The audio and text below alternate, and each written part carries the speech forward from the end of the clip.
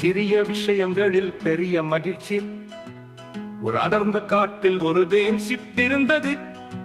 அது மிகவும் சுறுசுறுப்பானது. ஒரு நாள் அது ஒரு அழகான பெரிய பூவை கண்டது. அது மற்ற பூக்களை விடவும் மிகவும் பெரியதாகவும் பிரகாசமாகவும் இருந்தது. இந்த பூவில் எவ்வளவு தேன் இருக்கும் என்று நினைத்து அந்த பூவில் அமர்ந்தது. ஆனால் எவ்வளவு முயன்றும் தேனை குடிக்க முடியவில்லை.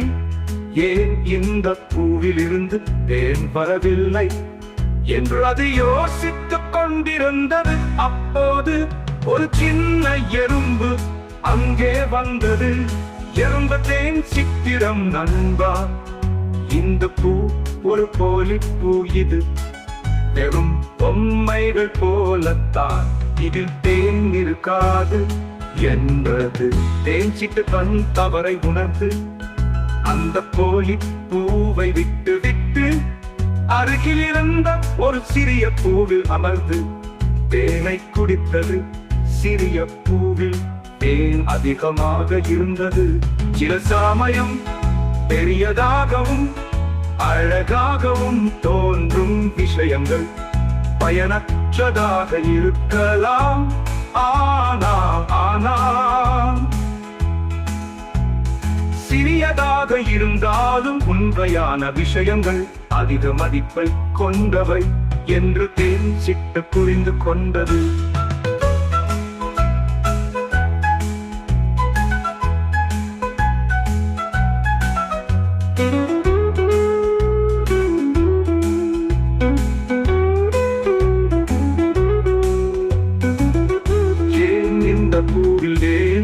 பூவில் அமர்ந்தது.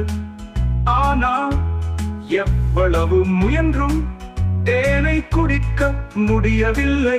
ஏன் இந்த பூவில் இருந்து தேன் வரவில்லை என்று அது யோசித்துக் கொண்டிருந்தது. அப்போது ஒரு சின்ன எறும்பு அங்கே வந்தது. என்ற பூவில் இருந்து அங்கே வந்தது. எறும்பு தேன் சிக்கிடம் நண்பா, எந்த பூ ஒரு போலி பூ.